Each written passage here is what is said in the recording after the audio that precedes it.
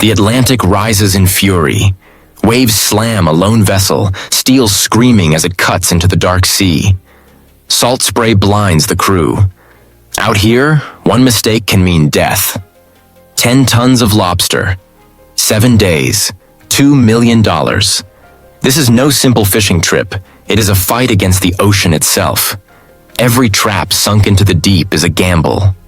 Each haul may bring fortune or nothing at all.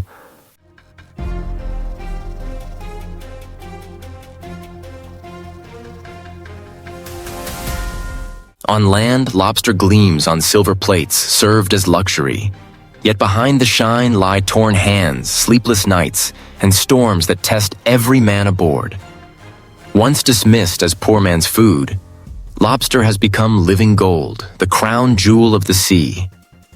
But what transformed this humble shellfish into the ultimate prize?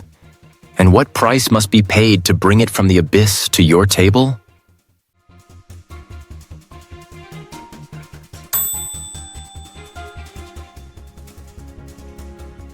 Welcome to Discover Legends.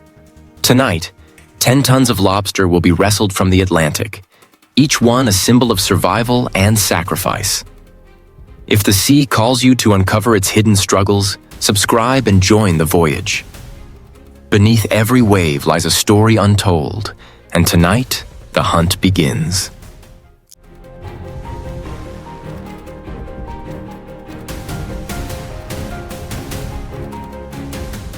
On deck, more than 500 lobster traps stand stacked like a wall of iron. Each one weighs over 200 pounds, the steel frames cold and slick in the morning mist. Ropes coil at the sailors' feet, thick and rough, waiting to be hurled into the deep. The men move quickly but in silence. Their faces are carved with both anticipation and fear.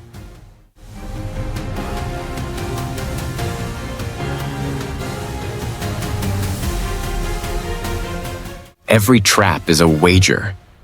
Lowered into waters hundreds of feet deep, it could surface brimming with living gold, or rise empty, mocking their labor. Out here, the line between fortune and disaster is thinner than the width of an inch. The ocean does not forgive.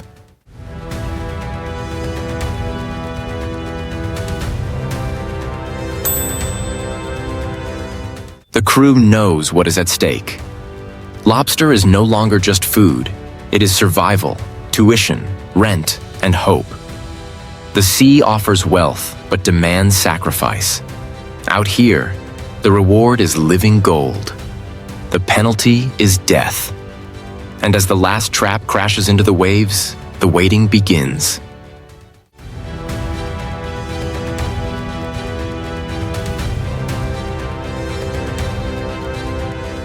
Day one begins with work, steady and relentless.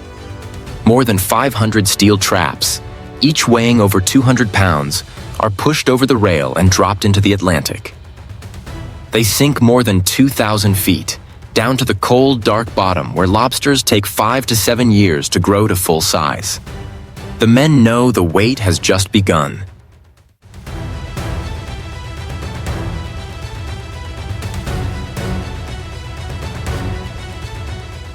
Every lobster pulled up must meet strict rules. Anything under 3 1/4 inches goes back. Females carrying eggs are returned, their tails marked with a V notch to protect the stock. These checks are fast, firm, and repeated with every haul. Survival of the fishery depends on discipline.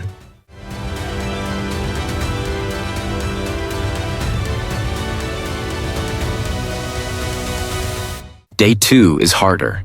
The gear is set, the waiting begins.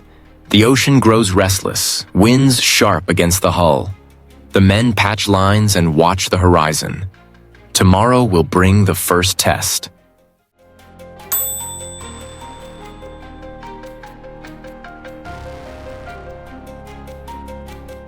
Day 3 breaks gray and cold. The winch screams as the first trap rises from the sea, water pouring across the deck. Only a few lobsters tumble out, small, undersized, not worth keeping. Disappointment cuts deep. The men know each haul must deliver or the trip will fall short.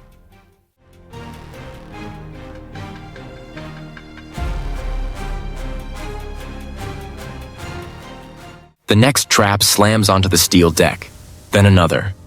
Suddenly, lobsters spill out in a rush, claws snapping, shells glistening in the pale morning light. Buckets fill fast. Voices erupt above the wind, shouts, laughter, and raw relief. For a moment, the weight of the ocean lifts.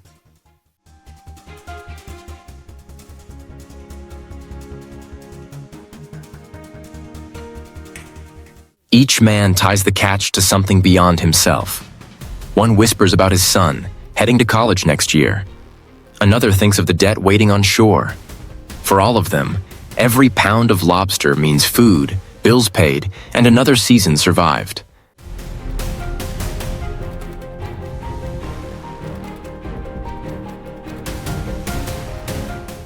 But the ocean gives nothing freely. On the horizon, dark clouds gather.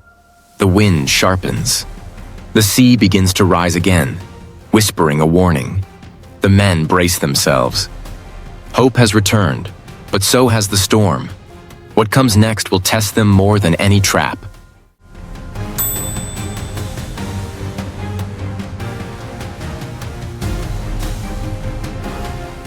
Day 4 brings the storm. The sky turns black as walls of water crash over the bow. Waves rise higher than the deck, slamming against steel with a force that shakes the vessel. The roar of wind drowns every voice, and salt spray cuts like glass against the skin.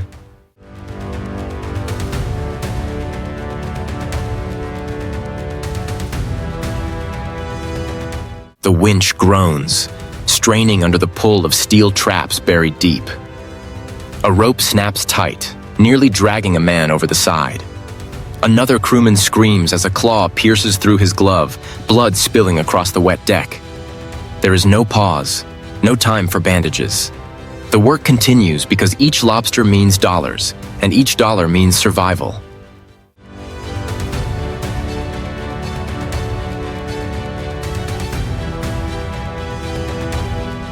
By dusk, the scale tips past 6 tons. The bins are heavy with life, but the men are hollowed by exhaustion. Their eyes burn red from salt and sleepless nights.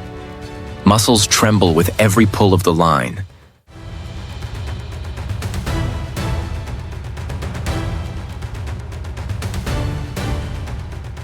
The storm shows no mercy. The sea demands its price. Between life and death lies only rope, steel, and sheer will. The question hangs over them all. Can they reach 10 tons, or will the Atlantic claim them first? And as night falls, the answer is still hidden beneath the waves.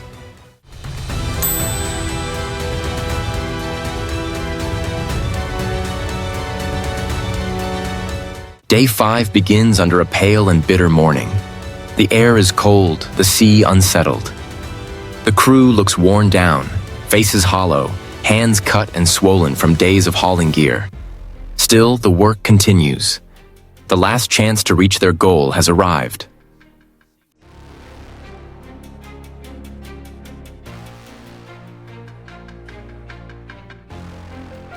Trap after trap is pulled to the surface. The winch grinds, ropes strain, and steel slams against the rail. Some come up nearly empty, others spill lobsters across the deck. Each haul is measured, each pound added to the tally. The weight climbs slowly, 8 tons, then 9. Tension grows with every number.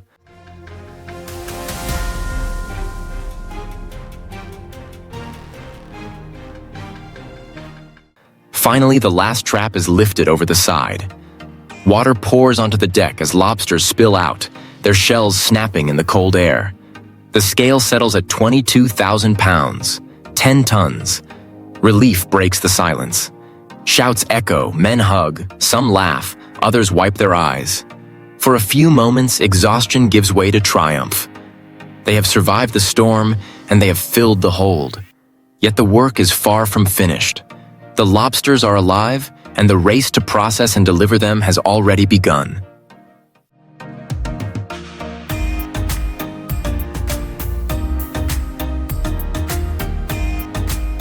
The moment the vessel ties to the dock, another race begins.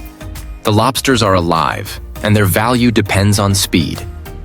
Within 72 hours, every pound must be processed, frozen, and shipped, or the catch will lose its worth.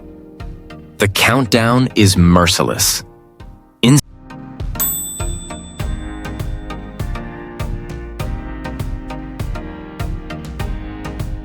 Inside the plant, stainless steel lines hum.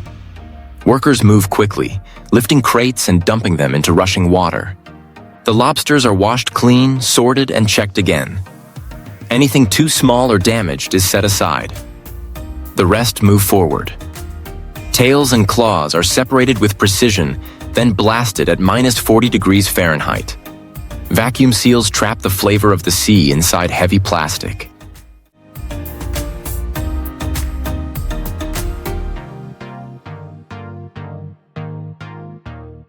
Forklifts carry stacks of boxes into refrigerated containers. The air is biting cold, machines roaring as pallets are wrapped and loaded. Within hours, trucks roll out toward airports. Planes bound for New York, Tokyo, and Paris are waiting.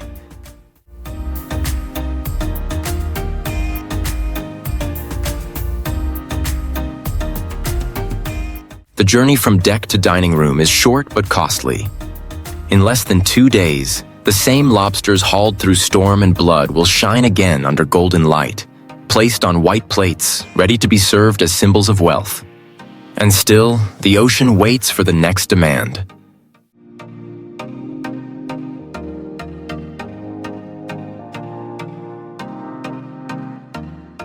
Not long ago, lobster was dismissed as poor man's food, served to prisoners and the desperate.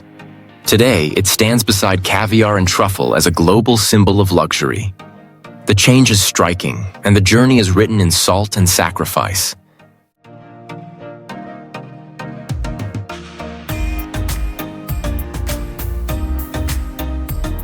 In Paris, whole lobsters are baked with cream and cognac. In Tokyo, they are sliced raw into scarlet sashimi. New York chefs pair golden tails with truffle risotto. Along the coast of Maine, the same catch is folded into a humble lobster roll. In Mexico, the meat is tucked into spiced tacos. From high tables to street stalls, lobster carries the taste of wealth and survival.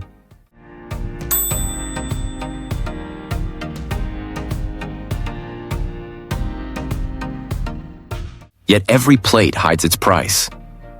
Torn hands, sleepless nights, and lives risked against the Atlantic. If the ocean runs dry, will living gold remain gold at all? Only balance and respect can keep the sea alive.